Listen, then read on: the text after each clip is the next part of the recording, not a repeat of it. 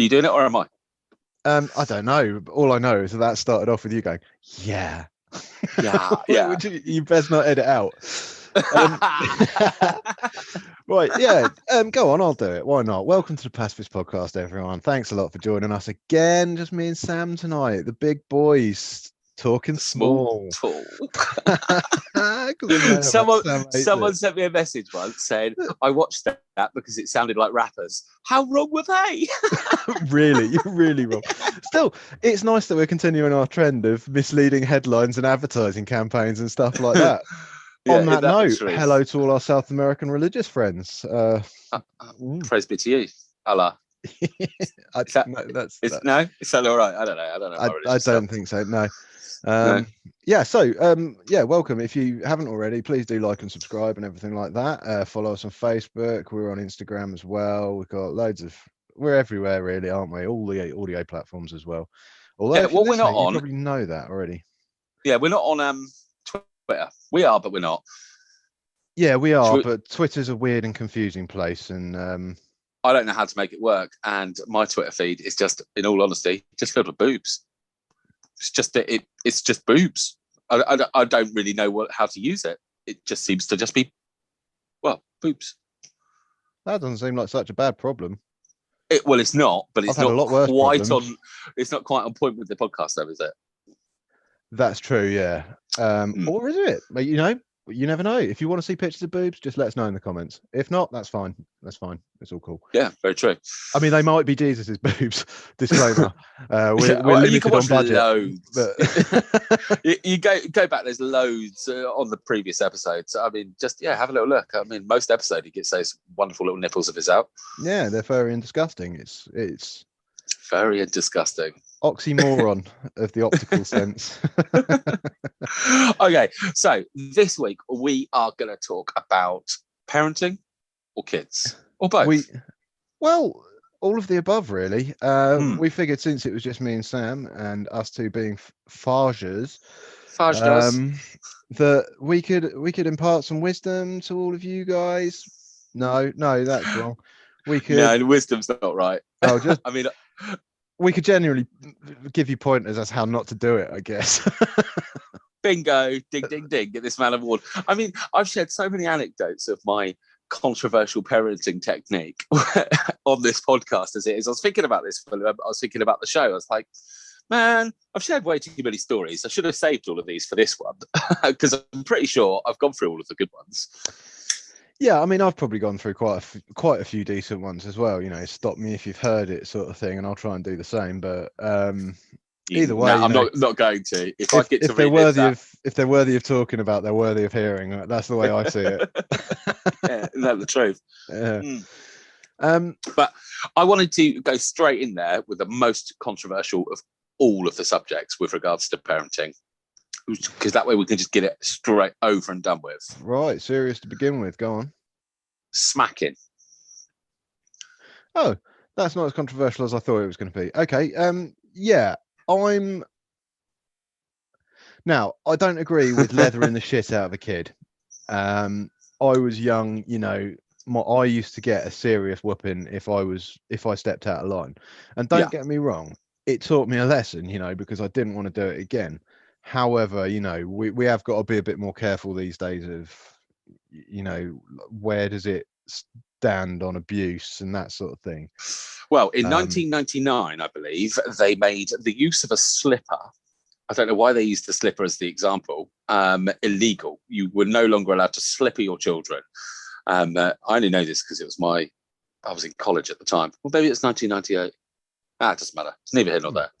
Either way, it was around the 2000 mark. They made it illegal to slipper your children. I've never been slippered myself, but I did go to school in America. Yeah. Now, I was in school in America in 1990, and it turns out in 1990 they outlawed the teachers being able to genuinely paddle the kids. But because it was only in the previous year, the classroom that I was in McDermott Elementary, still had the paddle hung up on the fucking wall. Still the blood of naughty students on it. Yeah, it looked like a mini cricket bat. it was fucking crazy. That's what they used to use. But they had a workaround for it.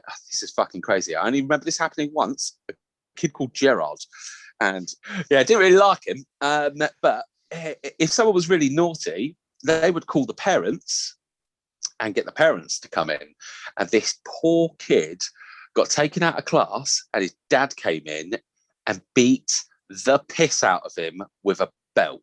And he came back to class, and you could see him bawling his eyes at him, and he was good as gold for the rest of the day. But how fucked up is that? Yeah. Did you imagine that? Would you do that if it like your school called you? You'd be like, "Oh, can you come beat your child for me?" Fuck no. No. I mean, I'll get to this in a bit when we talk about schools, but I've got a very specific view on sort of punishment within schools and stuff like that. Yeah.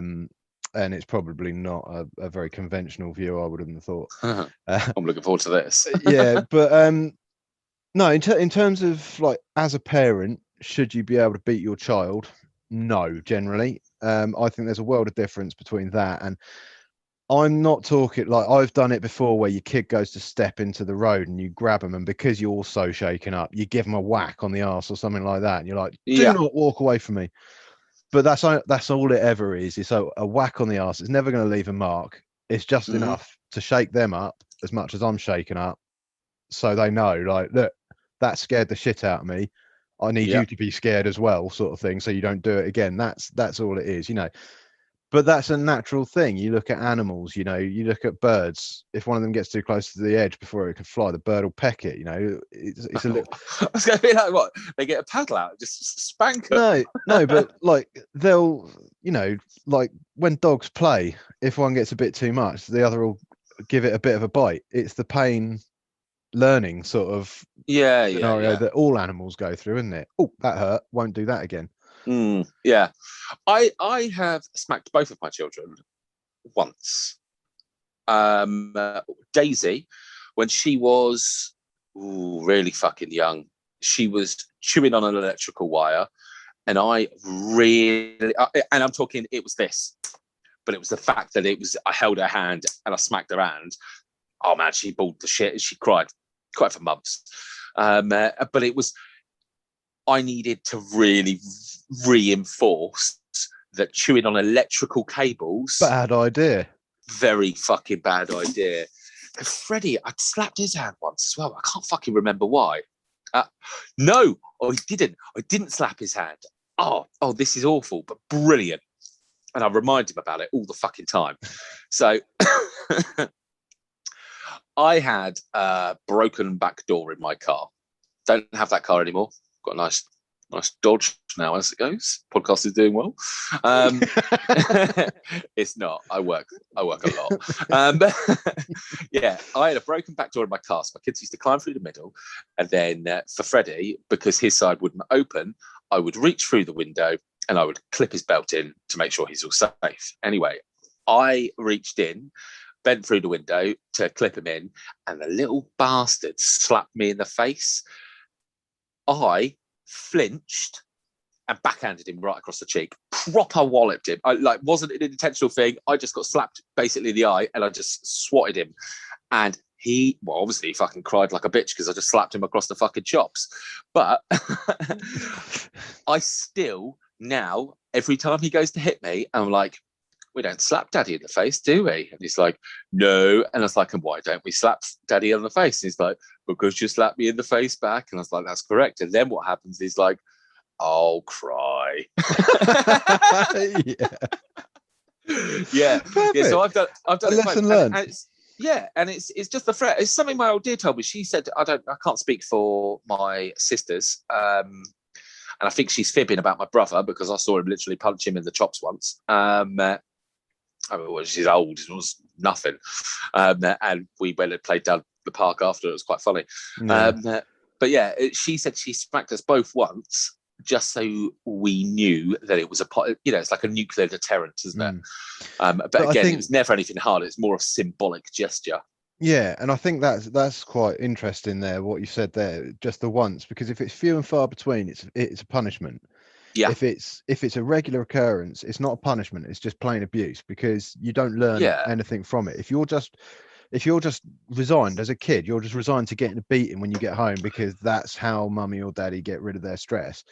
Yeah. But, you know that's wrong. But I think it teaches a lot more if a kid sees their parent lose it just once, and they think, oh shit, and they'll always think, you remember that time dad went absolutely fucking bolo? That's the level we never want to reach again, sort of thing. Yeah. It's a lot more of a deterrent than just beatings every time, because you get used to it after a while. Off the back of what you just said there, have you seen the movie Stand By Me? Yes, I have. Yeah. Okay. Fucking amazing film. Yeah. It's in my top 5. Absolutely one of my favourite films of all time. There's that line in it where Chris Chance, the old River Phoenix, God rest his soul, for whatever religion that comes from, he says, my dad will give me a hiding. They're like, oh, my dad will give you a hiding, because they know they won't. They're like, oh no, you won't get a hiding because there's something so buzzing that we found that dead body, Ray Browse, that they won't care. And he's like, oh, my dad will give me a hiding anyway, but hell, it'll be worth it. It's like, you're exactly right. It's like, if it happens all the time, it's just got no effect. But I see your line whenever the subject of smacking comes up, because that's why I thought I'd lead off with this one, because it's the most controversial one of all of them. Is that people are immediately like, no, it's abuse, you can't do that. And you see people saying, oh, I was smacked and I turned up just fine. And I'm like, well, but there's a balance, isn't there? Is that there has to be a certain level of respect, and people, you can be as namby-pamby and soft as you like about everything in life, but there's still a line, and kids will always test those boundaries, won't they? Of course, it's part of growing up. You need to know what's socially acceptable and what's not, and you only do that by making mistakes and pushing boundaries and seeing what you can get away with. And yeah, of course. Obviously, have you got job to enforce those boundaries? Yeah. Have you got the dad shouting voice? You know, the one that you literally have no place to use it apart from on your kids. I have, being me, yeah. I have the loud, confused noise. Oh, I have the loud, confused noise because that shows them that I'm thinking, and if I'm thinking, it means I'm not happy with something, and I'm thinking about what that is. So what I'll do is I'll generally just be sat there. If I hear them bickering or something like that, I'll just give it like that, and they both shut up, and then I'll think for a minute. I'm like, what did you just say to him? And then they know that dad's in business mode. We've just not mess around. Nothing, sorry, or anything like that. But I don't know. I speak to my kids like they're adults quite a lot. And I know that's probably not a good thing, but or is it? I don't know. I don't think it's a bad thing, Richie. Because they talk to me back like an adult, so I guess it's got to be a good thing. But a lot of times I'll just tell them to shut up. You know, if they're really annoyed, will you two both just shut up? Yeah, shut up, will you? Yeah. What about swearing? What have you done on swearing? Oh, just today. I happen to know, Sam, that you're a bit of a potty mouth. This is so bad. Okay, so I realised not long into being a parent that I am a bit shit, especially when it comes to the swearing aspect, and more importantly, when I'm driving. When someone cuts me up, I'm just like, oh, you fucking wanker. And I'm like, nothing. So I made a deal with the kids because I saw Greg Davis did it. And I was like, well, he's the perfect role model for everybody, that we call them car words. Which when my kids were super young, it was adorable, but I'll come back to that. So we call them car words. So the kids can swear in the car. Obviously, they're not allowed to say the word cunt because that's disgusting and it's a grown-up privilege. But yeah, so literally just earlier, me and Daisy are in the car. Just took her out to go get some bits and bobs, which is all right. I went to work this morning. It's Sunday for everybody listening that we record this, and I was out delivering parcels because people will not stop ordering dildos and fucking shoes. Shop's open in a couple of weeks, people. Lay off the shopping, yeah? Anyway, so I needed to do some shopping. I went round to see the kids. I was like, oh, someone want to come to the shops with me? Both of them like, no. And I was like, okay, right, I'll reword this. One of you's coming to the shops with me. And it ended up being Daisy. And we're in the car. And she's like, oh, great. I can say motherfucker now. And I was like, yeah, shit, motherfucker, motherfucker. Yeah, and we're having a good little swear. And then she just pops out a big C-bomb. And I turn around and I was like, well, that's just ruined the fun, hasn't it? I was like, you can't say that word. I was like, I never want to hear that come out of your mouth. And she's like, what, even in the car? And I was like, even in the car, that's the worst of all the words. And like, luckily she doesn't know any racial slurs because I draw the line at that.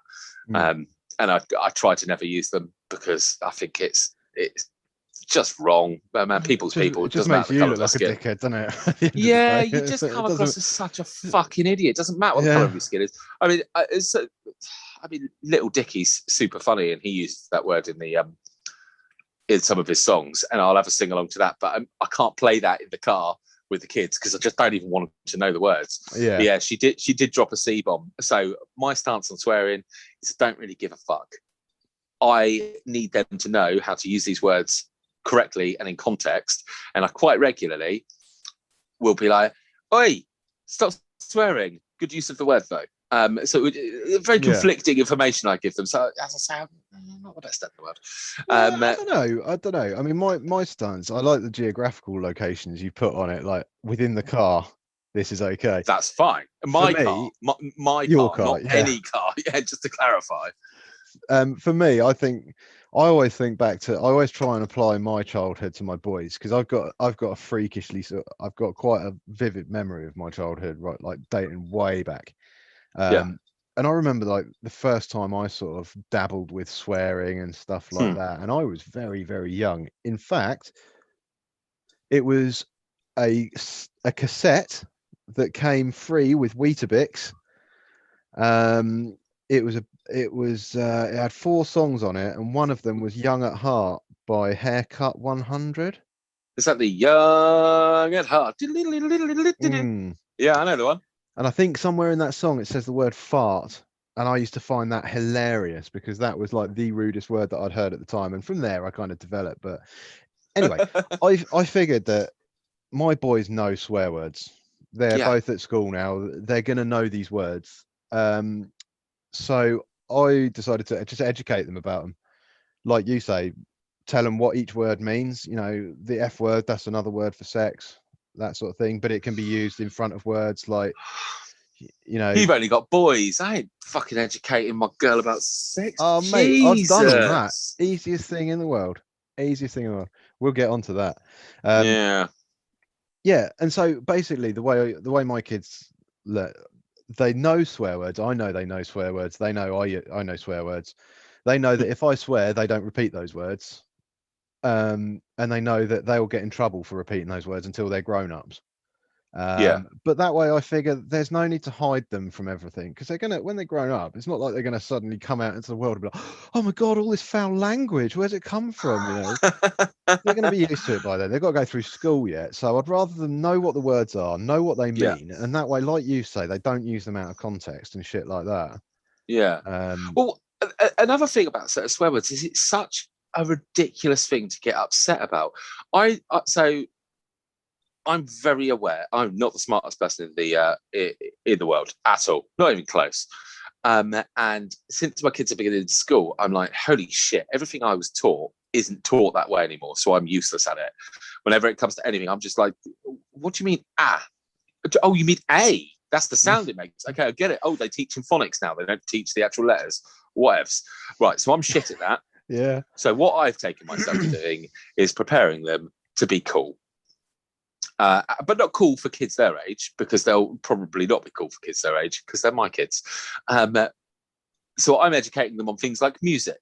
And my 6 and 7-year-old are surprisingly well versed in all the hits for all the classic people. We did Prince, we did Queen, we did haven't done Rage Against the Machine because Freddie likes metal, Daisy doesn't like metal. But I'm going through all of those sorts of things, and they obviously love the songs that have got loads of swear words in them. Yeah, because it's funny. They're like, they said bitch.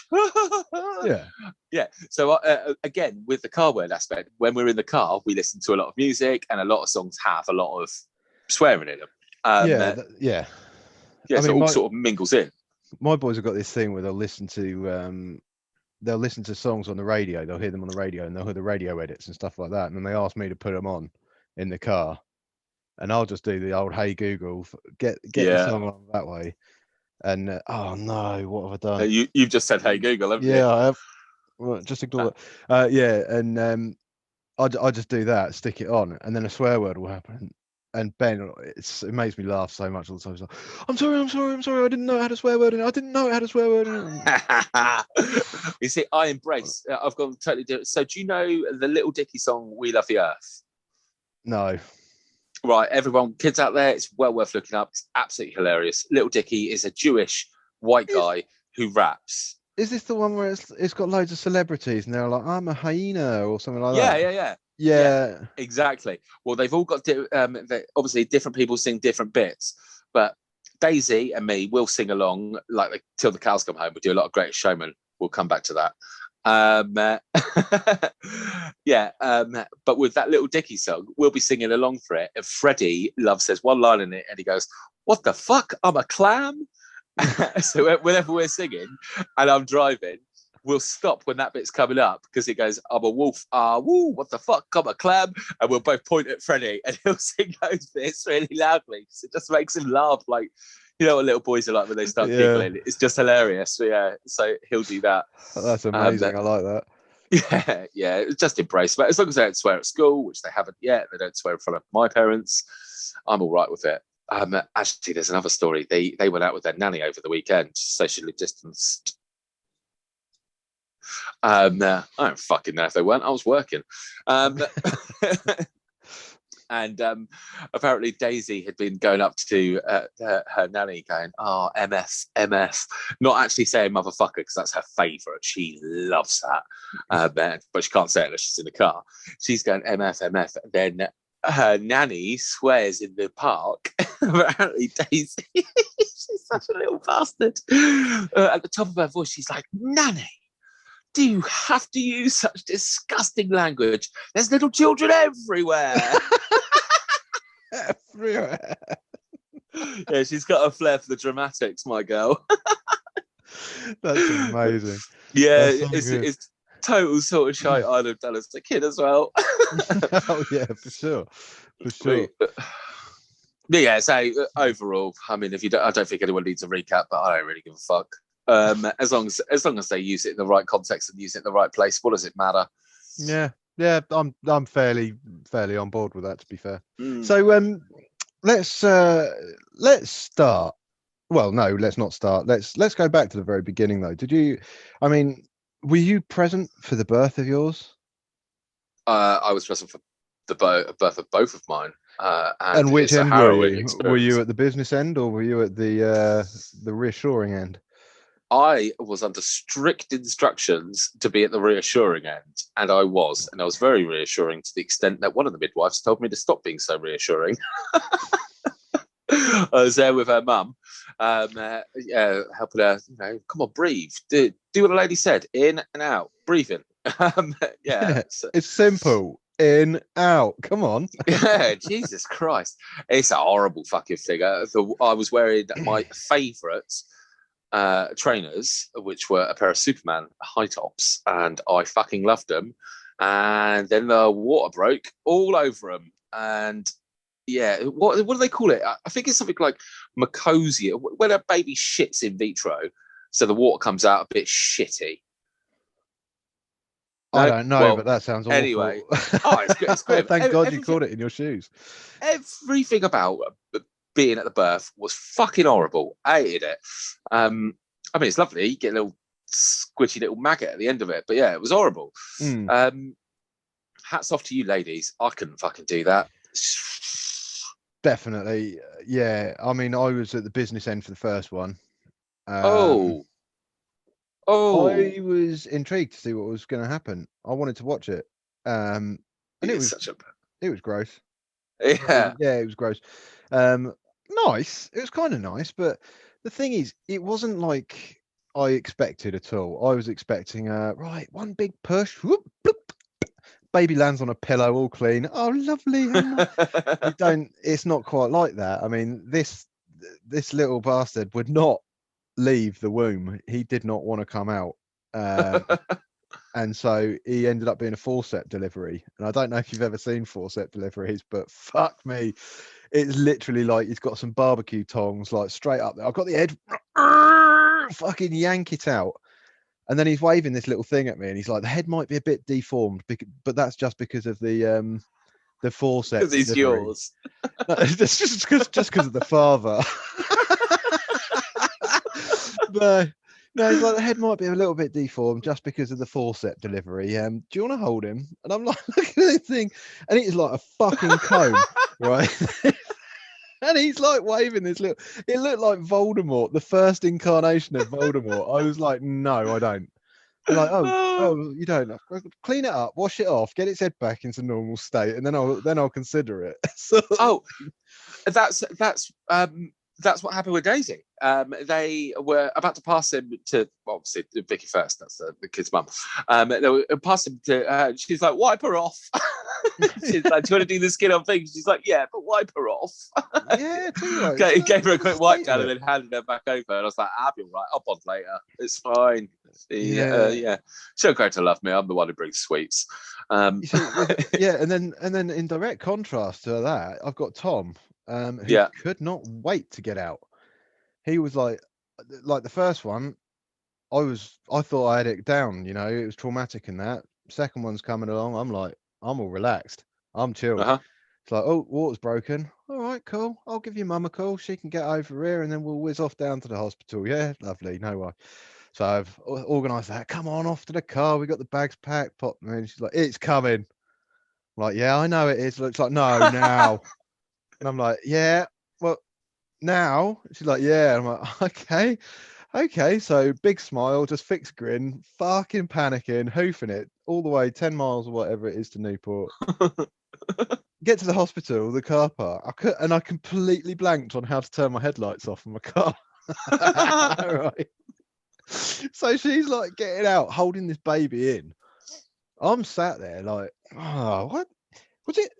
Do you turn one of the knobs? She's like, get out of the fucking car. I'm like, hang on, I can't leave the lights on or the battery's going to go dead. She's like, the baby's coming. I know, but there's a practical fucking issue here. We've got to get home at some point. And then anyway, I worked it out. Go around to the door to the maternity thing. It's locked, right? So I've called the maternity ward. I'm like, look, we're outside. We're at the front door here. And they're like, which door? Well, the big glass one which says maternity over it. It's like, oh yeah, we lock that one at nights. Brilliant. I've got a baby about to fall out of my wife. Where do I go? She's like, oh, it's up round the corner. I'm like, which fucking corner? There's this hospital. There's millions of So she's like, eventually she came out to meet us, and she actually had to put her hand between the mother's legs to keep the baby from coming out. And it was a case of getting in the hospital, literally the first room. It wasn't a maternity ward room. It was just the first available room. Just put her in there and he just fell out. And Mushu, this is fucking uncanny. You finish and I will tell you the Fred story. Okay. Yeah. And so the baby's come out, right? Ben crying straight away. Tom, he's come out, no crying or anything. And the midwife, or the midwife that's at the business end, sort of looked up at the other midwife with this look.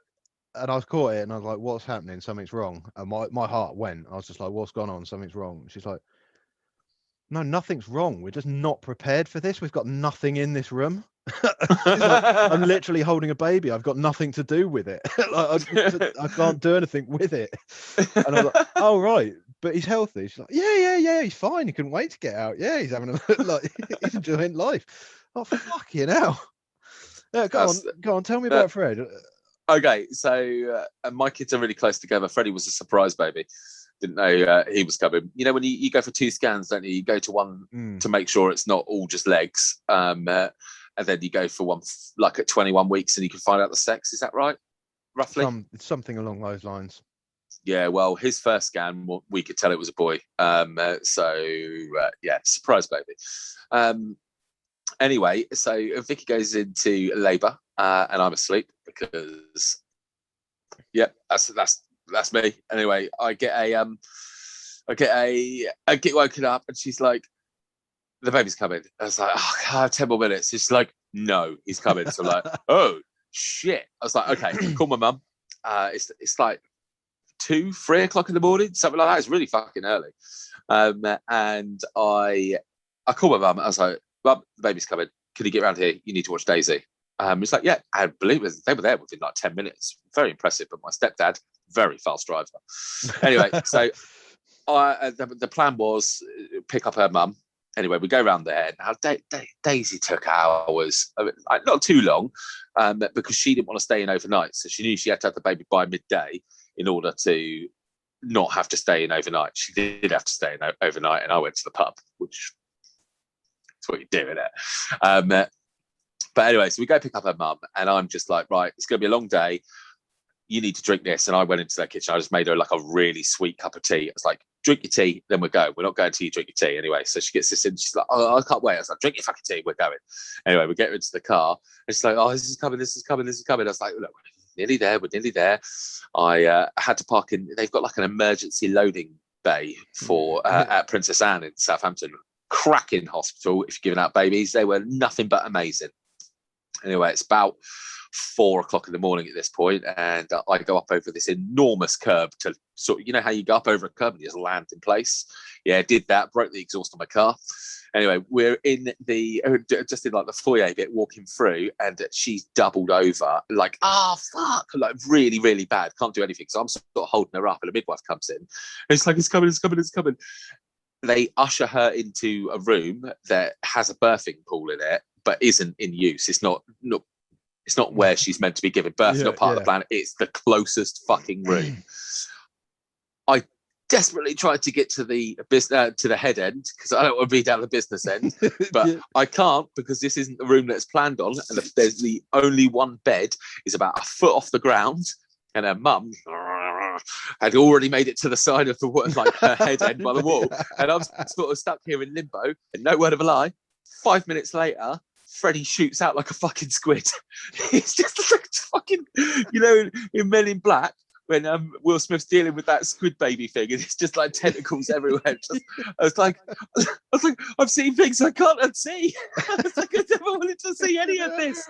And yeah, she got there, and he was crowning and all sorts. It was so quick. I had a walking around Asda at 11 o'clock that afternoon. We got checked out because what did I do? I think I left them at the hospital because they're very me. There was shit we still needed to get. I think it was bottles. It was bottles. Needed to get some fresh bottles in. Still had like sterilizers and all of that because my kids are quite close together in age. And as you well know, and gets pointed out frequently, I am colourblind. Anyway, whenever there's a colour related issue, I just ask a lady. And I was down the baby aisle, and I was like, "Oh, I've got this Bradley bottles. And you have us start with these colours? Are these blue?" And she's like, "Yeah." And it was a multi-pack of 2 blue, 2 white, 2 pink. Didn't fucking point out the pink ones in there, did she? So anyway, I get back to the hospital about an hour later. I've washed myself because fucking felt like I needed to after what I'd just seen. It was fucking horrible. God, yeah. Oh, yeah, I felt polluted. Honestly, I can't imagine how they used to do this shit back in the olden days. Imagine when you got one sheet. You do it on the bed. I just bought a new bed, and I was like, if you fucking give birth on this bed, I swear to God, I will not be happy. I got back to the hospital, and I was like, oh, I got the bottles. It's just that's having a pink. I was like, no, they're not. I asked the lady. She checked them. She's like, yeah, those 2 are blue. The rest are fucking pink. I was like, oh, for fuck's sake. Yeah, so I had this fresh out of the baby, fresh out of the womb, walking around Asda. Oh, right, little trooper. But yeah, right. It was so quick. It was yikes. And then he didn't stop fucking crying for 6 months, little prick. Yeah, and then I found that everything since that moment has just been like me trying to catch up and understand what the fuck's going on with them. Generally, I always feel one step behind for some reason with my kids.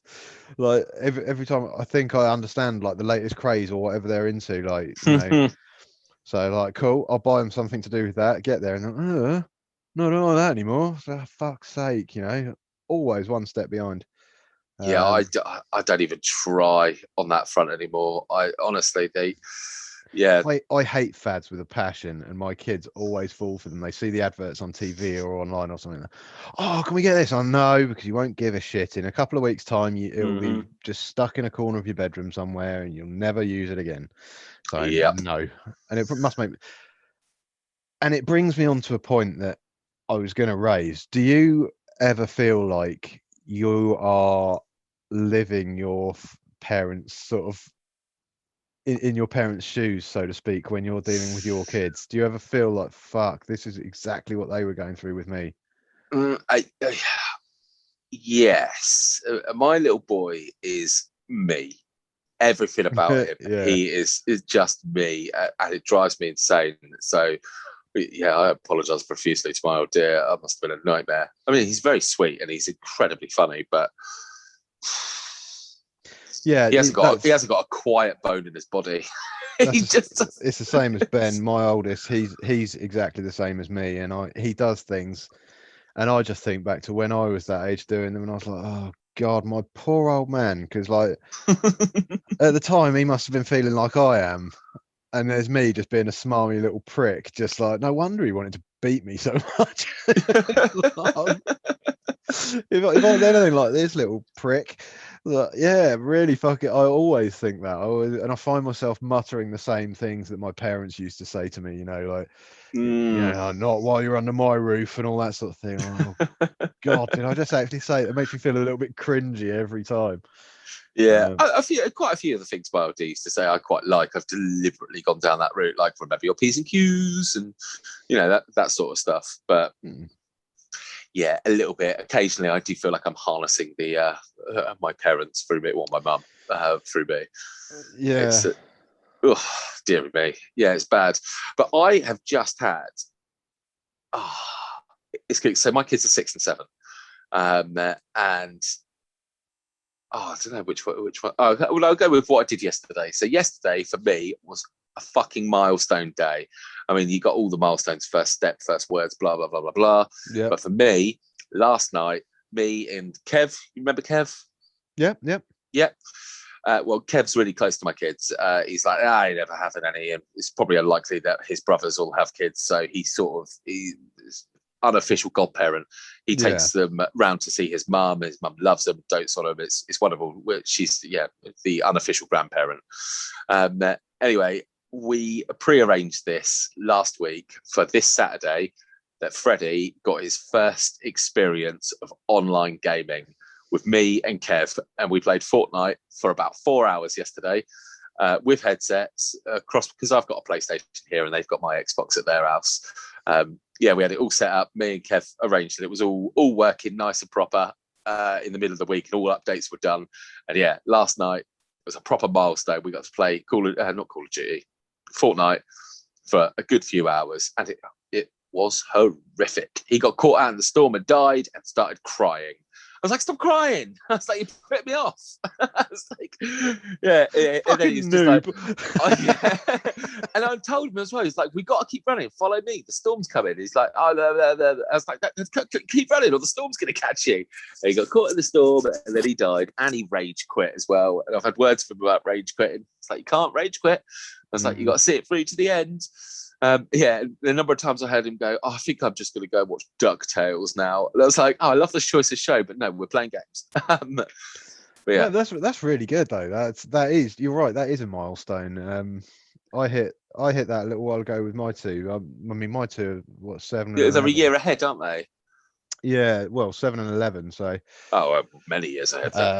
But I'm one of those. I'm a bit of a dick when it comes to being a parent. I don't trust anything. I don't like them going online. I don't like them having phones. I don't like any of this. No. I completely agree with you. But I've recently sort of I've put up with a good couple of years of, please, can I play Fortnite? Can I do this? Can I do this? So I've let them have a Minecraft account now.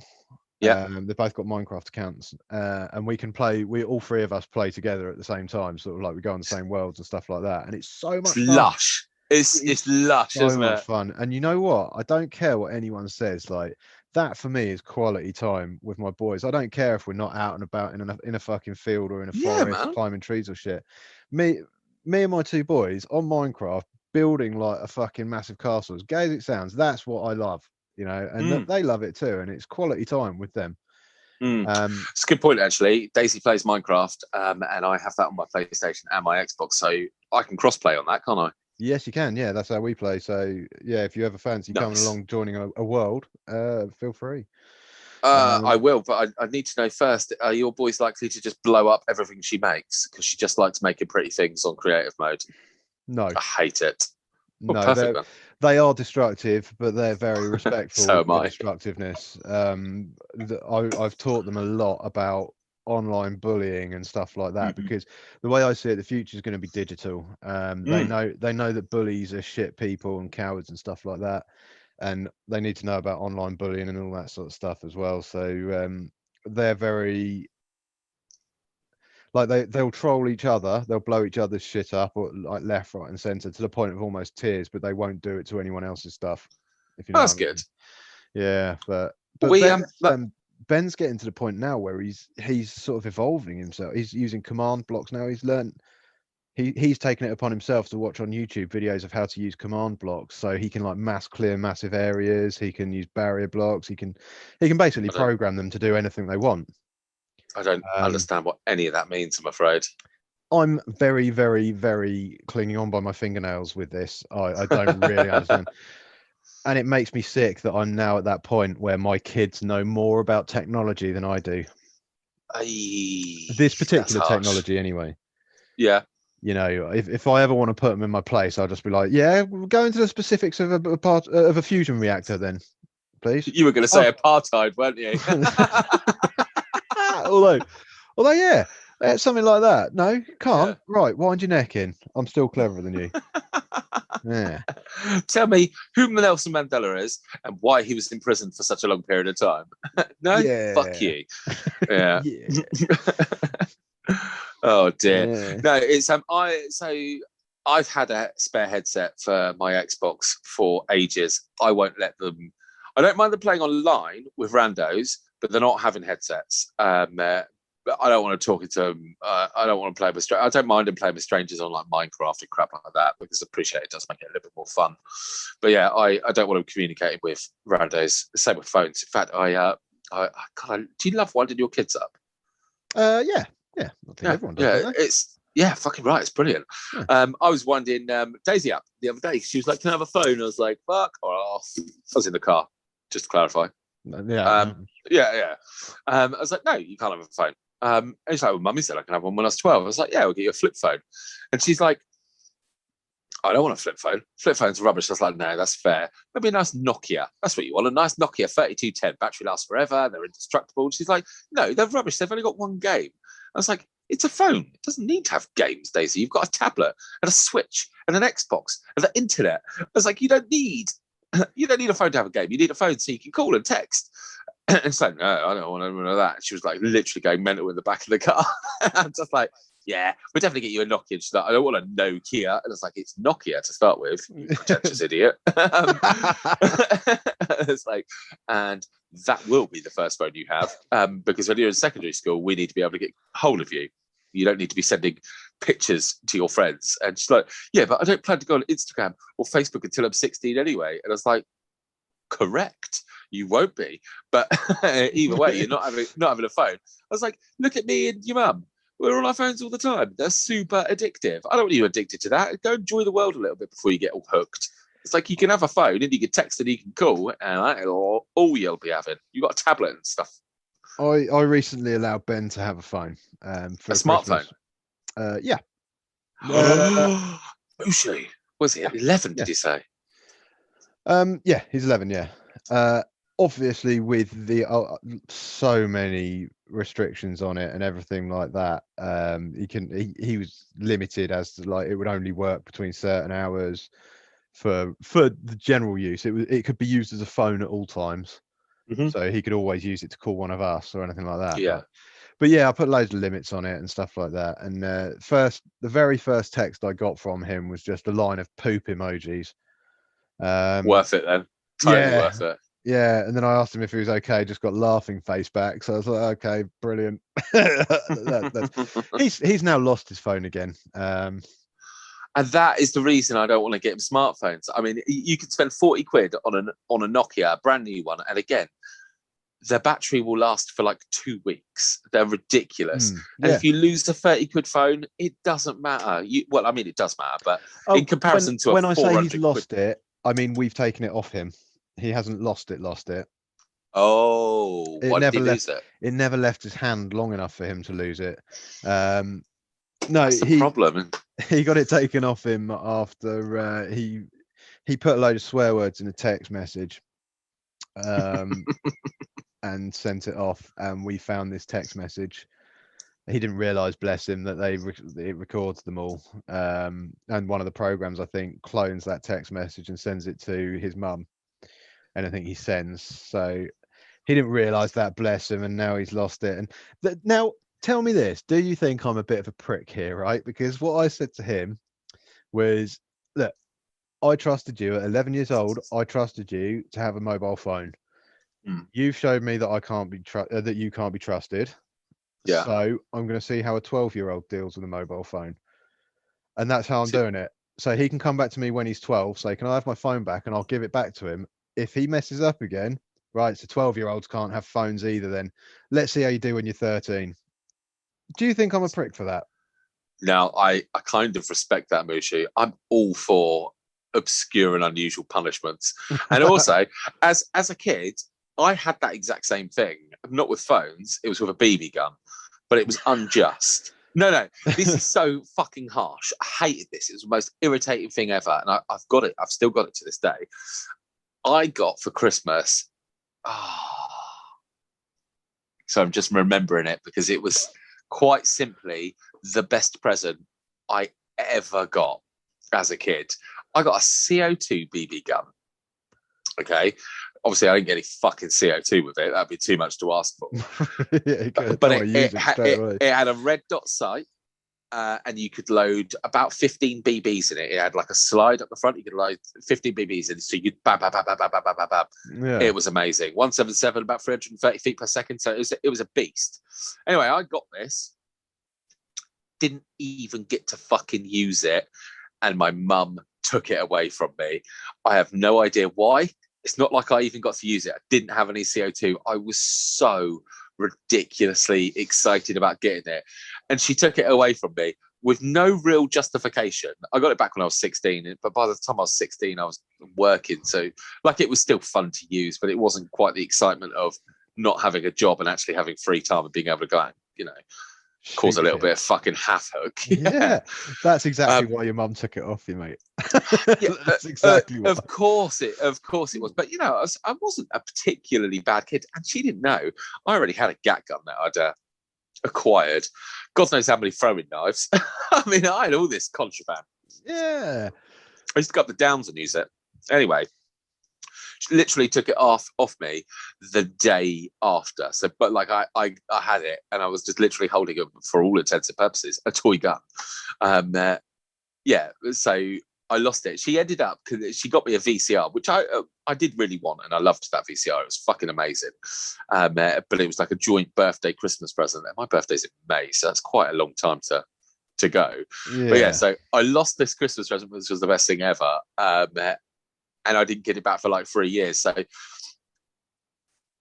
I agree with your punishment. I think it's the right move. But make sure he gets it back, and make sure it's for a decent reason, because I still resent to this day the fact that I got given this amazing thing and then had it taken away and had no justification because I didn't even manage to get CO2 for it. Well, you see, the thing is, from my point of view, though, I do want him to have it. Yeah, I want him to be I want him to be trustworthy with it, because I think there's no bad thing for him having a phone. If he gets in trouble or any issues or anything like that, you can give me a call and I can come and sort him out or whatever. So I am genuinely invested in him having a phone. It's just I need to know that I could trust him with it. Well, can I make a suggestion then? Feel free. Go and buy a shit cheap burner phone, just a crap one, of old shitty flip phone, something that texts and calls, and give him that. And then that way you don't have to lose face. He can have his decent phone back when he's 12, and you can still get in contact with him till then. Well, I really want to, have faith in my flesh and blood and everything like that. But if it's something that he's not entirely interested in, he will lose it. Well, and then he can say he doesn't get a phone until he's 13. Well, I just thought I'd cut out the middleman. Just say, he's got a whole year to wait, or however long to wait, thinking about this phone. When he gets it back, it's going to be the same phone that he had previously. Mm-hmm.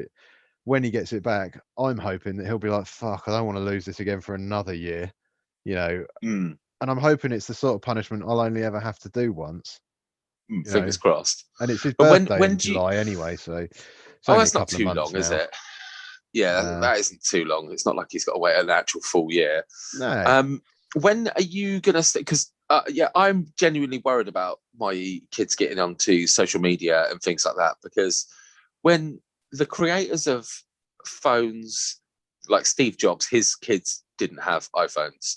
And, I don't think Zuckerberg can breed because he's a robot. But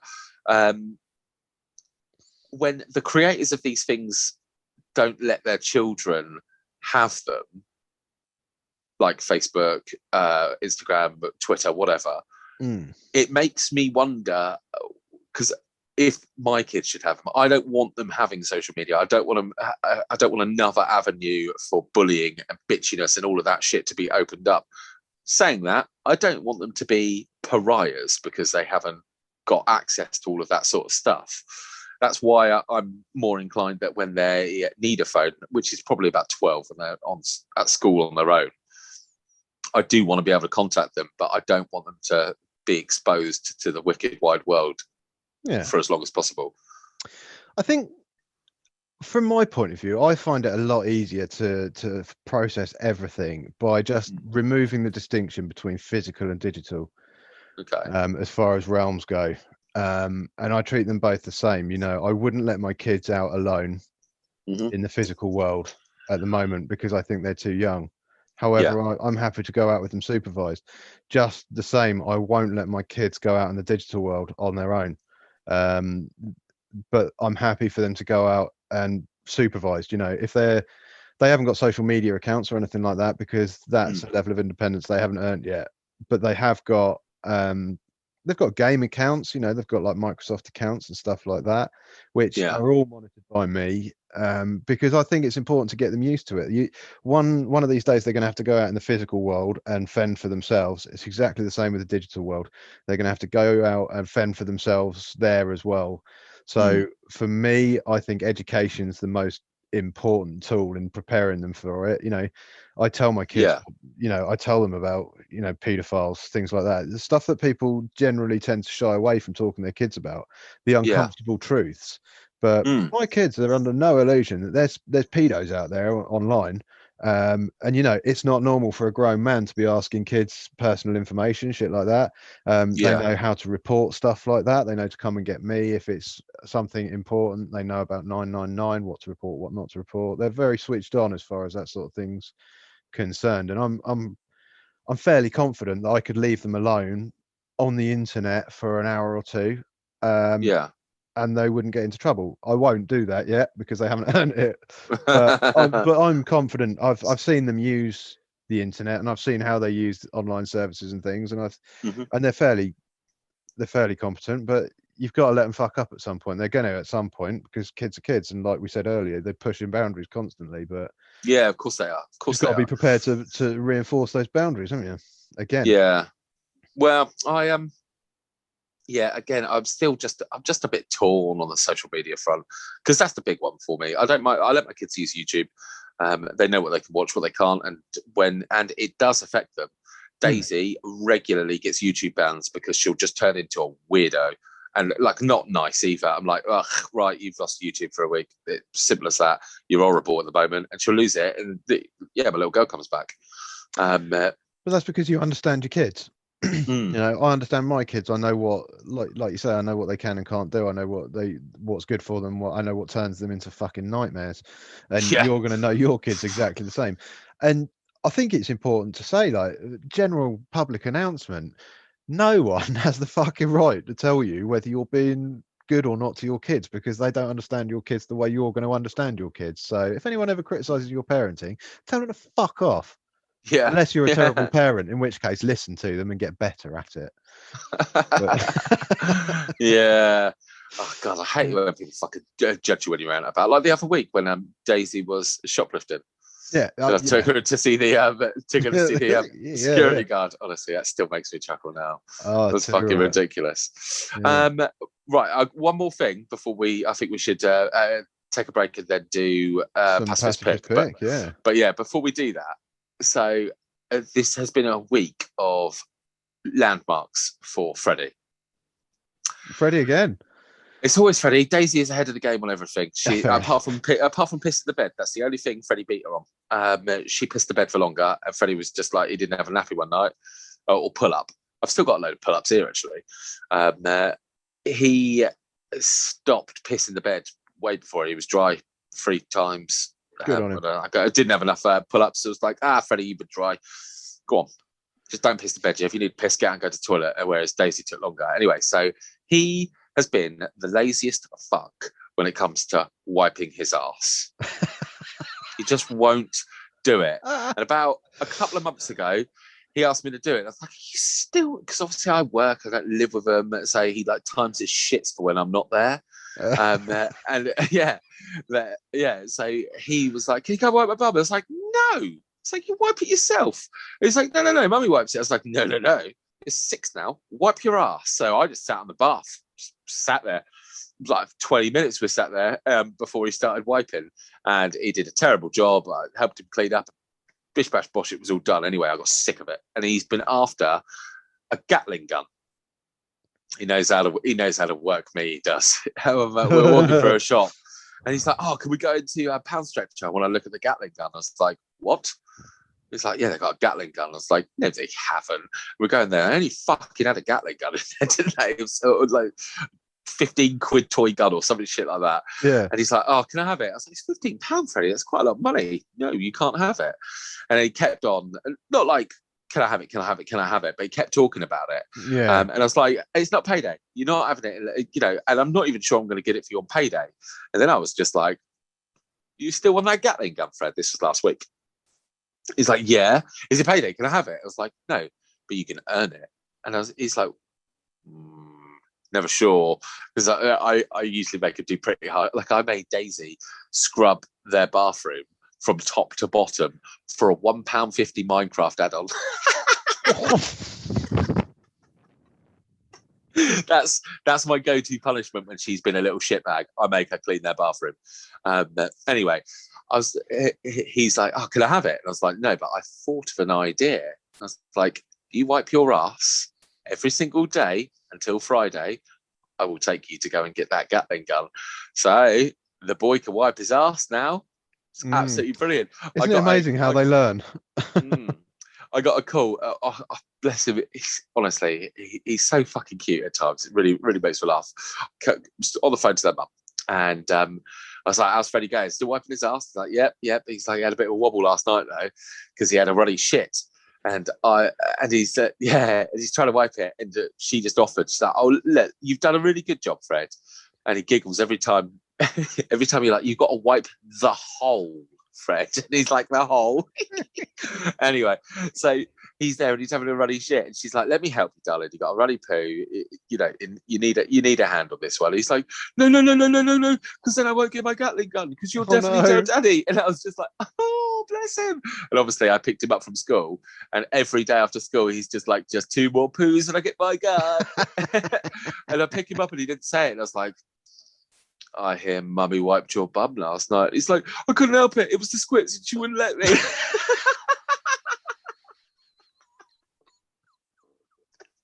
Oh, bless him. So sweet. My God. I tell you what, mate, your kids are the cutest kids. It's got to be said. They're both so fucking, I don't know, funny, they're hilarious. They're great. Yeah. Yeah, they've got personalities. Yeah, I mean, you've only met them briefly. A sassy little fuckers, that's for sure. But yeah, it's just brilliant. I was like that. But yeah, he wipes his ass now, and we did some online gaming. I mean, as I say, it's parenting goals. I had a good week. Sounds like Freddie had a good week. Fucking get on. Well, get on. Not that great. He's got to wipe his ass now, but he has got a Gatling gun. Yeah, it's fucking good.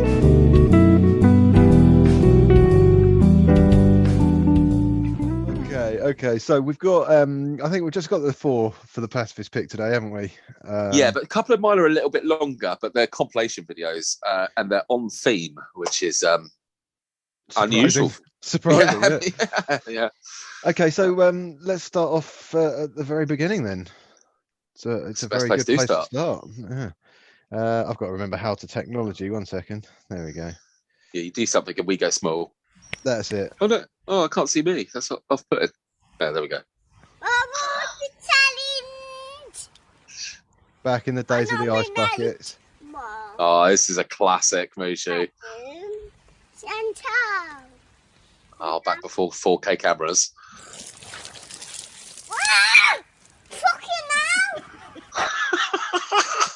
That accent kills me every time. I was going to say, it's the accent that does it, isn't it? Oh, God. Fucking hell. That's so fucking good. I love that.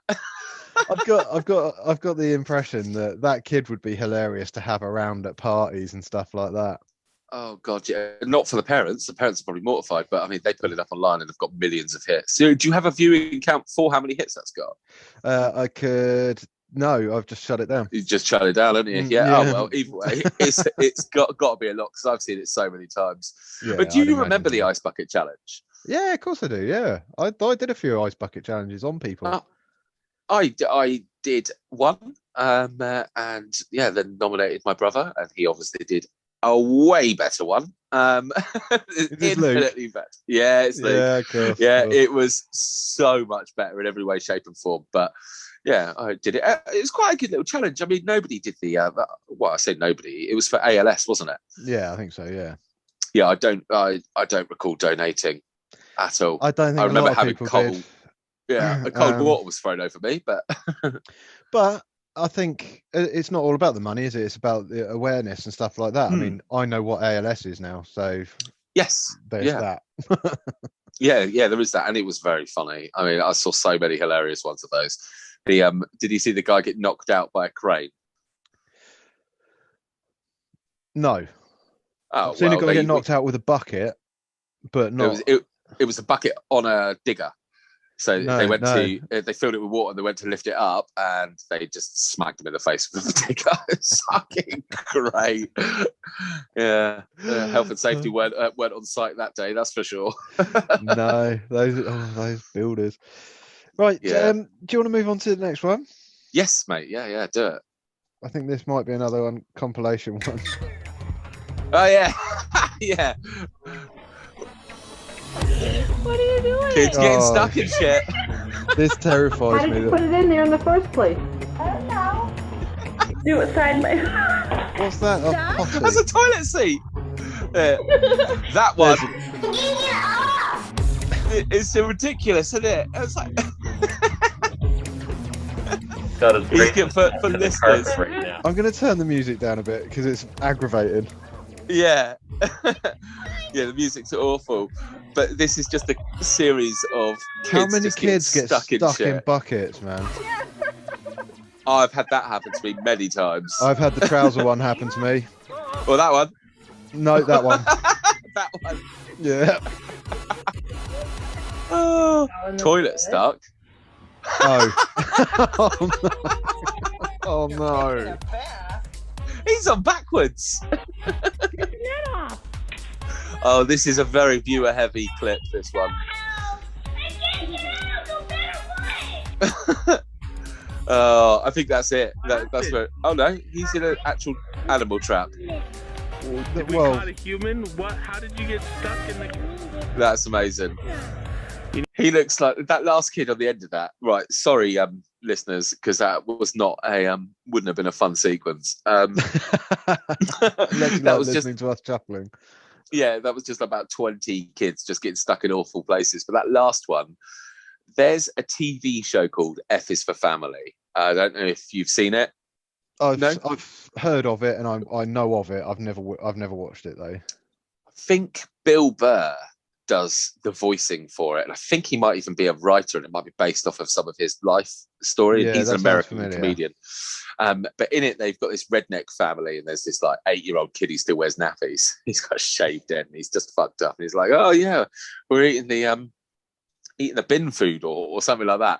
But the last kid in that, he's stuck in the raccoon trap, looks the spitting image of that hillbilly kid. It's fucking absolutely immense.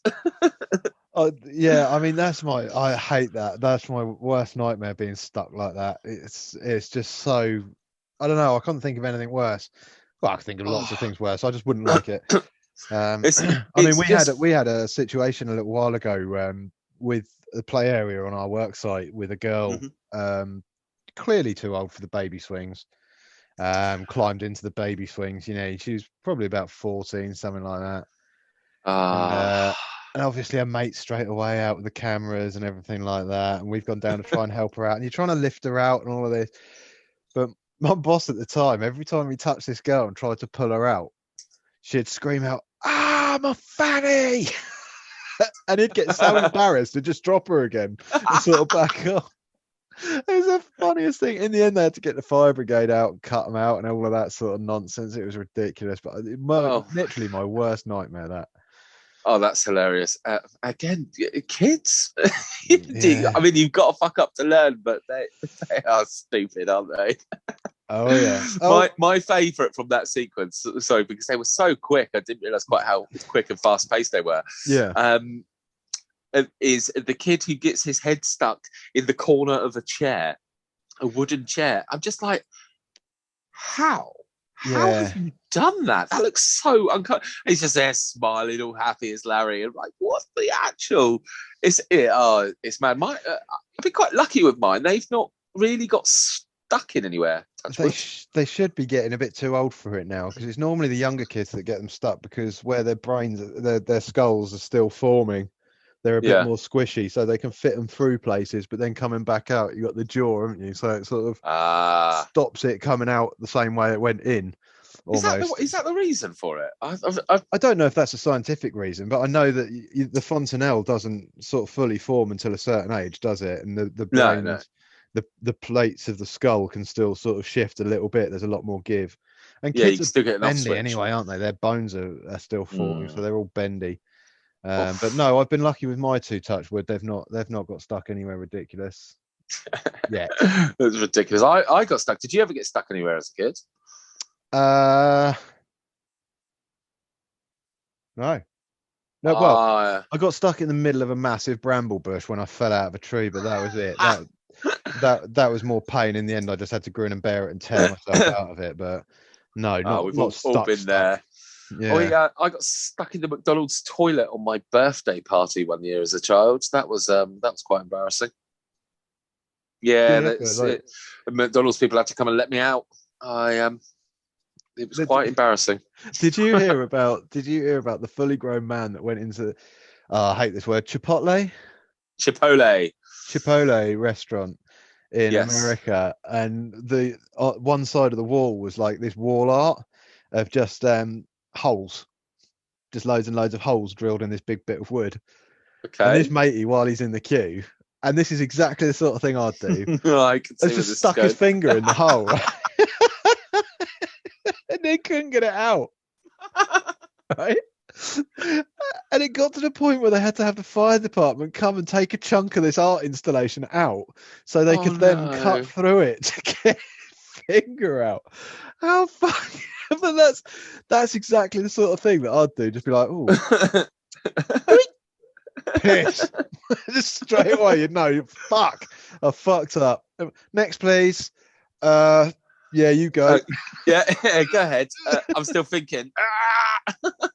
No, I didn't see that. That's amazing. I'll see if I can find the video of it for next week, hopefully.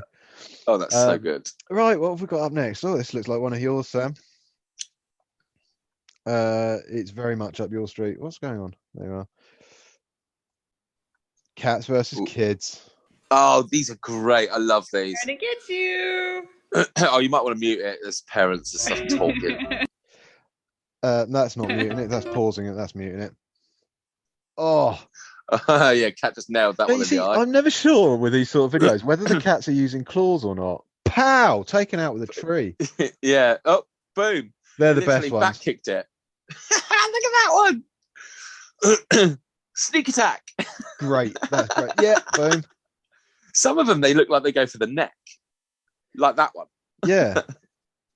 I mean, That was just a sweet- unfortunate. This kid deserves to get bit. Yeah, I mean, it's sometimes I think like, is it responsible parenting? Whoa, that kid had no chance. Is it responsible parenting just letting your kid poke a cat like that? You got to learn somehow, haven't you? I think one of those was screaming. Yeah, I love that one. Literally kicked him into a swimming pool. See that cat just come at him like a face hugger. Yeah, that one's just that one doesn't. Oh, this is great. I love this one. It's panicking. It can't get out. Now there's two of them. Yeah, nobody likes to record her love. Oh, and that cat told you. You deserve that, child. I think that cat actually hooked the kid in then, didn't it? Yep, yeah, pulled it in. There was a kid trying to throw a cat into a swimming pool, and the cat was like, "Fuck you, little kid." Outstanding. It's good, isn't it? There's nothing cuter than watching cute little cats go beast mode and try and attack people. Yeah, I remember there was this one clip, and I don't know if I've shared it before, but this cat just starts attacking a babysitter, and it's all done on like nanny cams. The quality is dreadful. So, but I mean, so were half of the clips from that. That was very much You've Been Framed quality, wasn't it? Yeah. But yeah, this babysitter just out of nowhere, the cat just comes and totally fucks her up. It was like biting her up on the thighs. It was outstanding. It was really, really good. Yeah. What do you do about those sort of things? Just a fucking cat. Kick it. I mean, it's well documented that cats are dickheads anyway. Have you seen the one with the cat stuck in the well in Africa? No. Like fucking 40 foot down this well or something, and all the villagers are there, and it's just there like. So these villages, they've construct this fucking ramp system that they can put down the thing, and hopefully the cat can go up this ramp system, but it doesn't. Yeah. So one of them sort of lowers himself down, and it's going on for like hours, and all the villagers are there, and this cat's like, and this villager sort of finally lowers himself down by a rope, and he's there sort of like, and he goes towards the cat. He's like, yeah, calm, and the cat just fucking runs up the wall and out. And this guy's just stuck down a hole, like, and then the villagers have got to like try and get this guy back out. He can't climb back up the rope he's been down. And this cat's just like on a roof somewhere, just like pricks. Yeah, dickheads. Like, yeah, sucker. Yeah, got myself a human. There is a few things funnier than when a cat gets itself in a situation it can't get out of. I remember with Spartacus when he was a kitten. I had this big, the IKEA chest of drawers that are like 4 or 5 drawers high. They're pretty high. They're probably about 5 foot high. I had that, and it was probably 12 inches away from the wall. I had like the stuff up on the top. I had, the classic, like the beer towel that you nick from a pub at some point, and all of that. Anyway, I came home from work, and I can hear him shouting, gobbing off. And I was like, oh, fuck's sake, where are you this time? And I was like, he'd managed to get under my bed at one point and under the sofa. I couldn't find him anywhere. And then I looked on top of my chest of drawers, and I was like, what the fuck's my coin jar gone? See, where's everything gone? And I looked down, and there he is at the bottom, stuck between the chest of drawers and the wall, just looking like a sorry ginger piece of shit, just staring up at me like, oh, I fucked up. Yeah, to pull it all out, empty it all out to get him out of there. He never fell down it again, but it's just like, you stupid idiot. Bastards, aren't they? Bastards. Yeah, so funny. Yeah, so we got one more clip, haven't we? One more, yeah, and it's a classic. I think we've all seen this, but it fits very nicely with what we've just been talking about. This is a sound one. Look at my windscreen washers. He's still on there. He's on my roof eating something. I love this clip. That's right, Hugo. Ow, don't eat me. Look at the camera. Where are we? Get off. Ah, monkey on the car. Monkey on the car. Oh. Fuck off.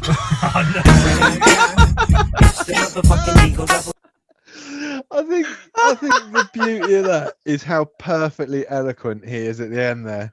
Oh, Yeah. monkey on the car. That's right. Fuck off. It's so well worded and pronounced. Yeah, beautifully well spoken young man he is. Yeah, Good I old mean, Hugo. you can't hold anything but admiration for the parents there, can you? Like they've clearly raised a perfectly well spoken young man. Yeah, hey Yeah. there, monkey. Fuck off. Thank you. Hey, and like I said earlier, he's using it in the right context. That's a win. And he was in a car. It's perfectly fine. And he's in the car, yeah. Car rules apply. And he, by all accounts, he's being terrorized by a monkey. You know, we have to applaud his ability to remain calm under pressure. Yeah. I think, Have you ever gone to like Monkey World in your car? I've been to safari parks when I was younger. This was back when they were just literally gated enclosures that you drove through. No, just like lions just mooching around. Yeah, that sort of thing. Yeah. Yeah, I've never done it. Right. I've never really wanted my car tore apart. No, I vaguely remember when we went through, like the lion enclosures were it was just driving through a big field, but you couldn't see anything, but you knew that if you got out of the car, you were going to die.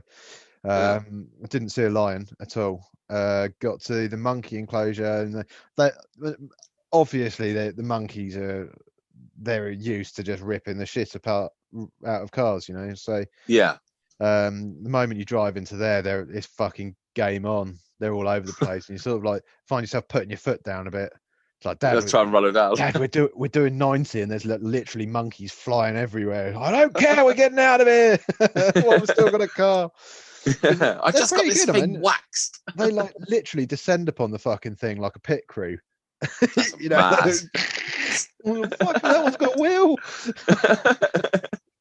Oh, Jesus Christ, he shattered my bonnet, but he did a great job on the brakes. Yeah, unfortunately, it looks like the bunch down there are waxing, so I should be all right. Yeah, I've never done it. I always mean to, because I don't buy expensive cars. It's like one of those things that I want to do as I'm about to take my newly AIDS-ridden, previous car to the dump. Yeah, take it to Monkey World and let them tear it to pieces, but I never do. No. Yeah, I think I'd like to do one of those ones where you get charged by elephants, but I think you have to go out to the safari for that to happen. Actual proper safari, not just. I've done the shitty, where they've sort of put you on a tractor or on a trailer pulled by a tractor, and you're up really high. And they're like, "Oh, it's a safari in Devon," and you have a little look around. It's basically just fucking sheep and the odd water buffalo. Yeah. What really annoys me is when you get the safari experience or something like that, and there's always goats. It's like fucking goats get everywhere. They're not a safari animal, you know. Every animal enclosure, everywhere. Amazon world, goats. Safari land, goats. You know, fucking Arctic world, goats. Space world, goats. Fucking goats everywhere. Fuck off. I've seen a goat. They're all right. The only time the goats have been good in those kind of things is that one scene in Jurassic Park. Yes, yeah. Appropriate goat usage, that is. Yeah. I think. Where's the goat gone? And just a leg falls down. You're like, oh, shit. No, the goat. Don't You get are me right. started on goats. I could talk forever about goats because I think they're great, but I just don't particularly think they've got a place in zoos. You know, it's like, no, they're a farm animal. Yeah, They are funny animals, though. Honestly, I remember there's a wicked campsite on the Isle of Wight called Grange Farm. I don't know if you know it. I've heard of it. I've never been there. Oh, well, it's great. You should take your kids. It's a cheap holiday on the Isle of Wight. That's what we used to do. We never used to go to that side of the island until summer holiday times, and then we'd go over there. And they had loads of goats, and they used to decimate everything. And me and my brother, we were a little bit naughty. And we would climb over into their enclosure because there was this big bridge, and the goal was always to get to that bridge. And we made it a couple of times. Yeah. But the goats kind of followed us down this big hill. So the idea was you had to get over the fence without being seen, and then you could run all the way down the hill, and then you got into bushes and trees and stuff. You were fine. You wouldn't be seen from that point on. And yeah, so that was what we would do. We'd leg it down there, and fucking goats followed us. We thought nothing of it, jumped over another fence, and then we were off.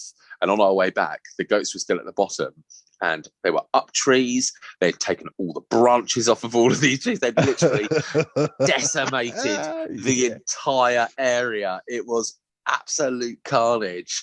But yeah, I mean, it was also probably one of the better holidays. It was so good. They're brilliant. Yeah. They're great because they're like sheep, but you never find a sheep just randomly up a tree or stood on the side of a sheer fucking mountain face or something like that. They're just like danger sheep, aren't they? They're great. Yeah. I love it. Yeah. They're all funny animals. Yeah. Well, I've got a whole ton more that I wanted to cover. In regards to parenting and stuff like that, but I'm aware that time's getting on a little bit, so we were discussing, weren't we, that maybe we could turn this into a two-parter and stop for a little bit of audience participation for a week. I like that, because I know for a fact most of the people who listen to this have children or experience with children or even work with children, and so, I imagine there's some funny stories out there.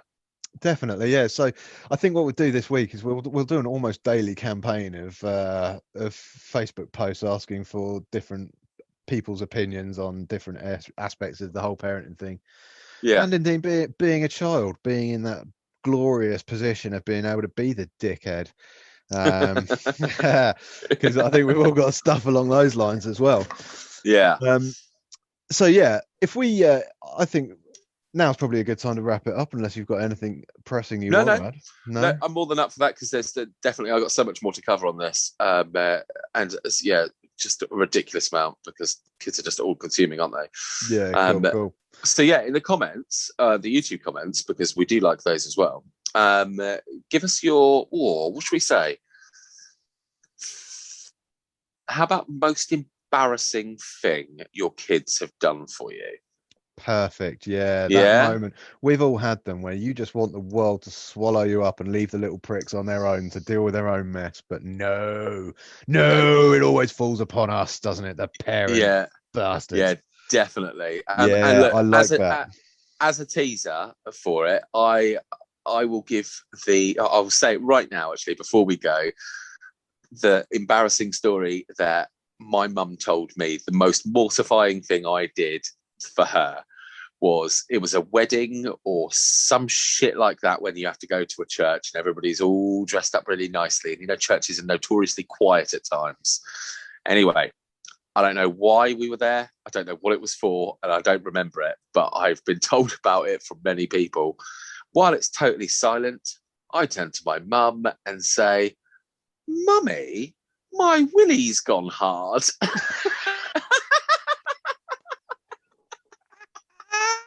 In the church.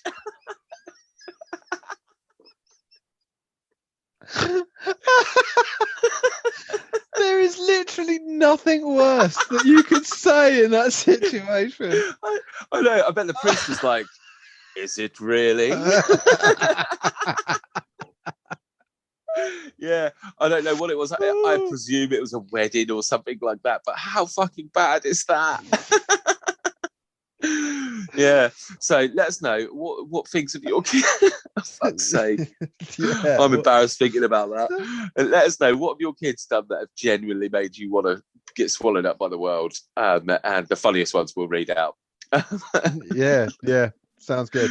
In the meantime, like I'll say it again, please like and subscribe, follow us on Facebook, check out our Instagram, everything like that. Don't bother checking out the Twitter, because not a lot happens there, but it exists if you care. Or you got www.pacifistpodcast.com with all of our merch and stuff like that on it. Go and have a look at that as well. Cool. Peace.